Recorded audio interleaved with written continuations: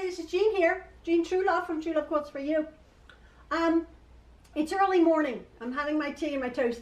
And I'm not doing I'm not going to be talking about quilting as such in this little video. I have a story for those of you who are interested in my stories. And it's a very interesting story because it all sort of makes sense to me. But I did a little bit of research again, and I'll get to that point. One of the last videos I put up, I'm working on my black and white quilt, and I believe it was part 3. And as you saw, I was, well, in part 4, I have finished my quilt, and I managed to get the triangles, the 4 corner triangles, which were on point for my quilt, right, because I didn't get it right in the beginning. And as I said, I'm making a big song and dance about this quilt, but it was all messed up, whatever. The triangles, blah, blah. Well, there is a formula for, by quilters, a math formula to calculate the size of a triangle, corner triangle, for quilts set on point. And I had gotten quite a few comments, and what I do is I come in early in the morning. I read my comments. As you know, I try to answer all of them or a comment. But this was very interesting, and I got, in a space of 1 hour, I had gotten these 2 comments. I think I've got about 4 comments regarding the formula. One of them was from Willow Hill Designs. You commented before. An easy way to figure out the corner triangles when a quilt is on point. Measure from the top point or any point to the center of the quilt. Measure from the center to the second point at the right angle. Then it'll give you the sides of the square. That square can be cut on diagonal. Blah, blah, blah. Hope that makes sense. Becca. Well, we'll come to that to see if it makes sense. Then, this one, I've never, with all due respect, you haven't commented before, and it's Sevi, S-E-V-I, no heart. The commenter, this, I read it to my husband. The formula for corner triangles on a square block or quilt is the size of the block, or the quilt, times 1.414.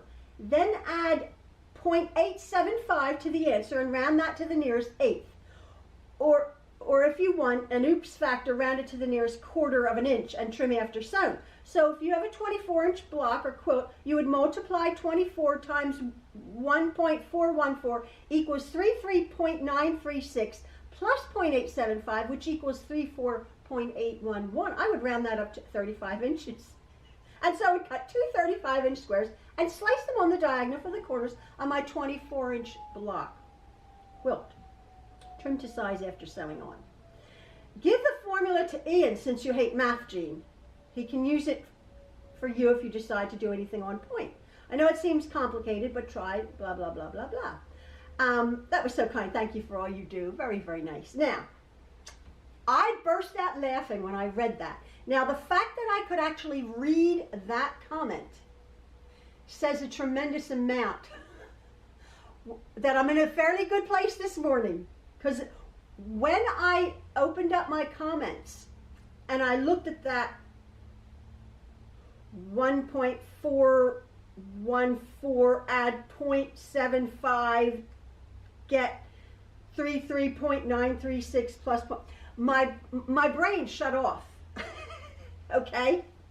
And I laugh, and I always say, you know, I don't do math, and I'm bad at math. Well, I have what is called, and I think I mentioned this before, no big deal, I have what is called DYSCALCULIA.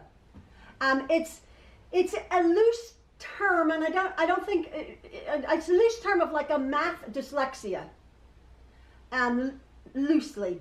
And as I was reading that, and as you see me working on my quilt, slicing and dicing and figuring it out, and the way I do it in part 4, because it's done, it's crazy. How I make my triangles, I don't make my triangles like that. Willow Hill Design or Sevi No Art, I don't make my triangles like that, and yet they worked out. But I was thinking about this comment and the math that is involved in quilting, and how there are formulas for that. And for people like me who have a disability, it's that could have been Greek.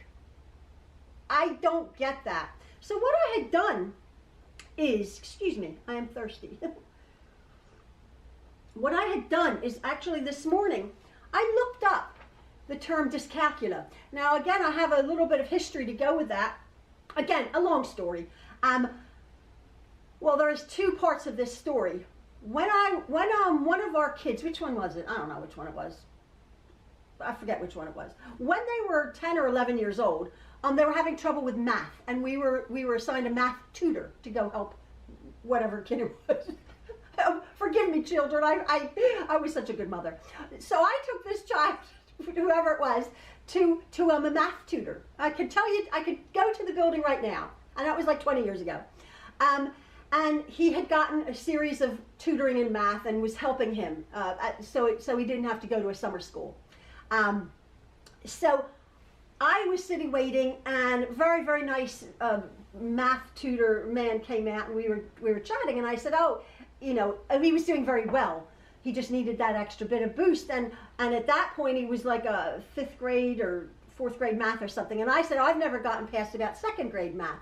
And the man was very, you know, this math teacher was very interested in that, because I failed every math class up until high school, just got F's. I didn't get it. And he gave me this sort of quick sort of test. And long story short, it was not medically diagnosed or whatever it is. I have dyscalculia. And dyscalculia, as I said, is this inability to, quote, do math. And it's not that we're bad at math. It was very interesting. Dyscalculia is a disability resulting in difficulty learning or comprehending arithmetic, such as difficulty in understanding numbers, learning to manipulate numbers, perform mathematical calculations, or learning facts in mathematics. Now, very interesting. Okay, yeah, I have that, okay. And I have always been more of an artist in my quilting. As you know, I'm not a precise quilter, although 1/4 inch seams, matching point, very important, and I do all that. I do all that because I've learned that skill as an artist, and that's very important in quilting. But these formulas that measuring and calculating even yardage or borders or backing, I just sort of like slice and hope I have enough. And it's always worked out. I've made over 400 quilts. But this is very interesting. And I was reading this to Ian before he went to work this morning. And he's like, he knows this. He's like, oh my word, but to see it in print. Common symptoms of dyscalculia is characterized by difficulties with common arithmetic tasks. These difficulties may include difficulty reading analog clocks. Now, I have clocks. We like clocks. We have clocks all over, analog clocks with numbers. I have to really look at a clock, and it's not like, you know, what time is it? I have to, it's 10 minutes to 9, but I can't look at that clock and say, you know, it's either, you know, 10 minutes to 9. I have to figure it out. It only takes me a few seconds, right? I told the time. But in like my bedroom and in my sewing room, I have the clocks, but I also have digital clocks. So I can look, and on my phone, there you go, 8:51. Oh, okay, it's 8:51. So that's interesting. That's been ever since I was little. 64 years old, and ever since I was little. Here's another one, blah, blah, blah. Difficulty with multiplication, subtraction, addition, and division tables. Well, as I was saying, I can add up perhaps maybe 2 columns of numbers, you know, like 42 plus 65. And I have to sit and I have to write it down. Multiplication, I never really got. Division, forget. I can't do it. And subtraction, I have a hard time. And I had some fairly, as you know, I didn't like school, but I had some fairly decent math teachers. Mr. Stoller in 9th grade, he tried ever so hard. I remember him. He was a nice guy, trying to teach me because he realized I had a disability. Back then, it was interesting. Back then, and I've addressed this before, there was no child left behind. I was so left behind. I was so left behind. I fell through the cracks. They didn't know what to do with me. I've always been a square peg in a round hole. Absolutely, if I was in school now, I would have had an IEP. I would have had special help. I didn't get it back then. Teachers just sort of rubber stamped you through with D's or failed you, right? And chalked you up to like a bad student. That's why I hated school. This was another one, a common symptom of dyscalculia, difficulty reading maps. Now, obviously now we have Google Maps, but I do remember when you had maps that folded, right? And I never really got, and even my husband was trying to explain to Maxwell, our son who is autistic, I really relate with Maxwell. Because I think I'm fairly on the spectrum, I'm fine. But I relate to Maxwell. My husband doesn't. Because he's trying in the basic to teach Maxwell orientation, north, south, east, west, reading maps, and Maxwell and I are like, we don't have a clue. But it's interesting. Our brain just doesn't do that. Now, this was interesting because my husband loves to dance. Go figure. He's English. He loves to dance. And he has a lot of rhythm. I hate to dance. I hate to dance. I get uptight. I'm like, I don't want people looking at me. Isn't it funny, my brain? I just can't stand dancing. And I think I would really have to have like 10 drinks in me to let loose a little bit. But difficulty with choreographed dance steps. The whole, even just like a 1-2, it's like, or your left foot. Well, this is the biggest one. Wait a second. This is the biggest. Wait a second. Wait a second. I thought I did it. It's knowing. Wait a second. Is it here? Having difficulty with lefts and rights. Oh, where is it? I thought it was here. Having difficulties with left and right. I do not know my left and right. Now I have to.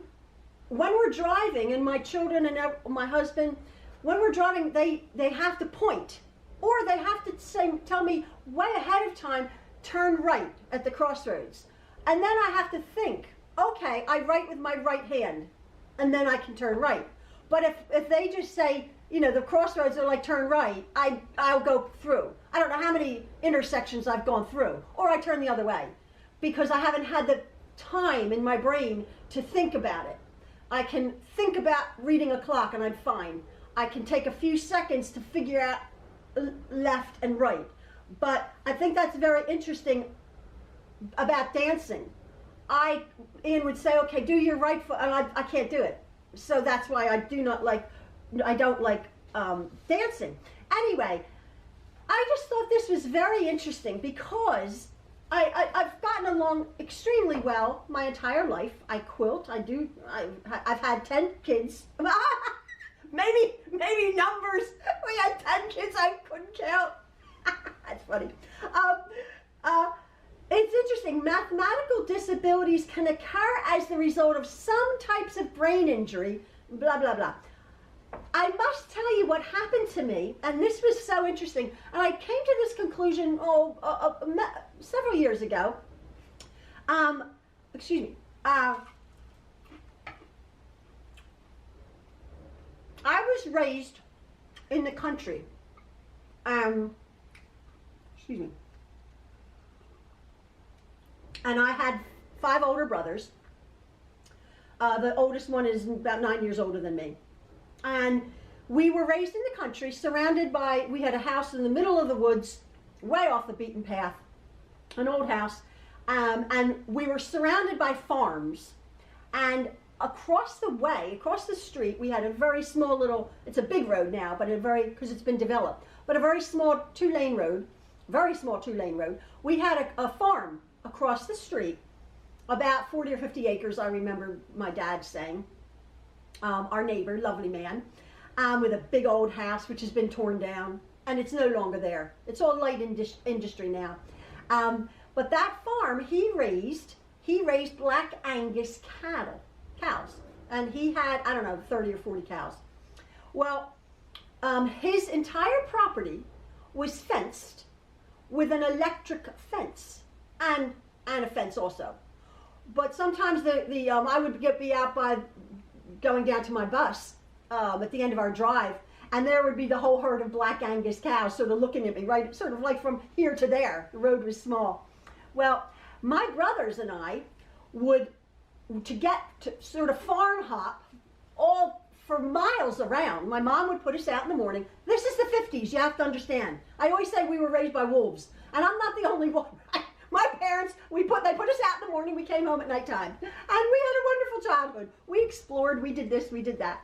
Well, on the back part of this property, the farm, to get to the next farm over, there was a lake. And we would go, we wouldn't go swimming, but we would go to the lake. We would crawl. There was a sort of just in the back corner, I don't know whether the cows had made it, but we would crawl under the electric fence. Yeah. Well, my brothers, who were teenagers, they knew, like, to get really, under the fence. I was about 4.5, 5 years old. I didn't realize you didn't touch the electric fence. Yeah. And but I don't think I was quite 5, because my brothers were, 13, 12, very adventuresome kids, all boys. This little girl bringing up the pack. I remember crawling, and my one brother said, go on your back and go underneath. A little baby girl. And I was a skinny little thing. And I remember being electrocuted. I remember the fence giving me a shock. I touched the fence, and I remember feeling, I still remember to this day, this boom hitting my chest. A little tiny girl. And throwing me back. And I'm sort of like, I remember looking up very dazed. And I guess I'm saying that because I don't know how many volts of electricity went through me, but I think from that point on, I had difficulty in school, and I've always said my brain is a bit fried, and as I said, I've been a success in life. I've had children. We've lived in different countries. We've accomplished a million things. So it's just something that I've gotten used to. But I think that perhaps could be the reason for my dyscalculia. Dyscalculia. Oh, I always thought it was dyscalculia? Yeah, something like that. I always said it was dyscalculia, but I'm looking again at these words, dyscalculia. Maybe somebody can see my brain? Somebody can clear that up. But it's interesting how that instance when I was a little girl probably comes back to this morning reading this comment about this formula for corner triangles. That, just reading it, gave me a headache. With all due respect to these lovely people who get it. Now, I read that comment to Ian this morning. We were having a laugh about it. And he's an engineer. He went to university. Has all these letters behind his name. He said he was rushing off to work, but he said, oh, that formula makes sense to me. Maxwell and I are looking at each other, God. Oh, really? I'll have a cup of tea. I'll just get my rotary cutter and slice some. Anyway, I just thought that was so fascinating because people actually, they're commending me for, slicing and dicing and how does this thing work out? But it does.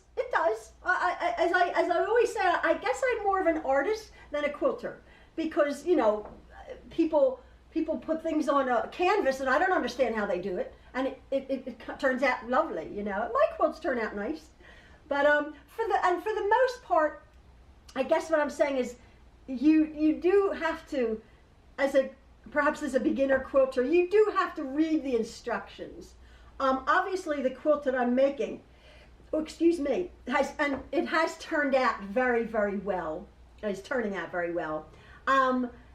But so many people are like, oh, I could never just cut my quilt up. Well, that's another thing. Why not? If you've done something and you're not, I mean, I was not thrilled at all with my quilt. And so I cut it up. And I keep saying, it's only fabric. Somebody commented like, thank you for that. It's only fabric. It's only fabric. You can add some more fabric, you can take away fabric. You can cut some more fabric, you can, you can slice off some more fabric. You can add some more fabric. You can cut something in half and make something different, turn it around like that. That's how my brain works. I'm not daunted whatsoever. Somebody said, has this experience put me off putting something on point, which is a little bit difficult. Again, that whole thing, that spatially sort of freaks me out. Like, that challenges my brain.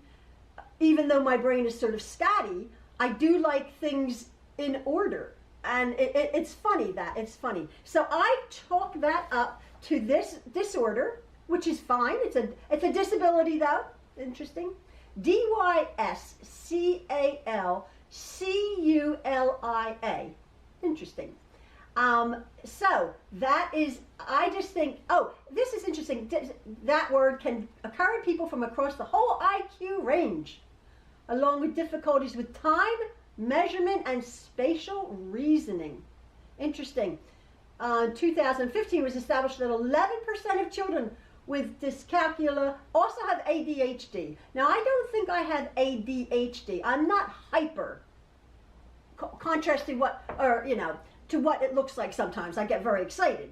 I get very excited anyway. I live with a very quiet Englishman, and I have enough energy for both of us.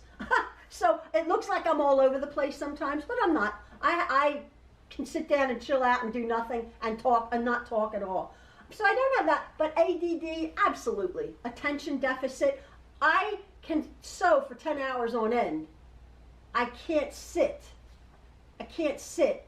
for more than 20 minutes doing another task that I can't do.